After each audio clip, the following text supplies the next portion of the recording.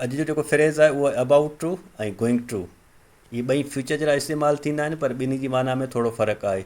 About two उहो कमु जेको वेरी सून माना जल्दी थियण वारो आहे, ऐं गोइंग टू उहो कमु जेको फ्यूचर जी एक्शन आहे, जेको फ्यूचर में थींदो। I am about to sleep, I am going to sleep. ॿई सेंटेंस हिकु आहिनि, पर हिकिड़े में अबाउट टू इस्तेमालु थियल आहे, हिक में गोइंग टू इस्तेमालु थियो। ॿई फ्यूचर जी ॻाल्हि था कनि, भई फ्यूचर में ॿुधाए एक्शन उहो जेको अञा प्रेज़ेंट में कोन थियो आहे, ॿई फ्यूचर में कमु कंदा। माना हीउ चए थो मां सुम्हणु वेंदुसि, हीउ बि चए थो मां सुम्हणु वेंदुसि, पर ॿिन्ही जी माना में फ़र्क़ु आहे। मिसाल, I am about to sleep माना maybe within a second, माना हीउ सेकेंड अंदरि माना सुम्हणु वञे।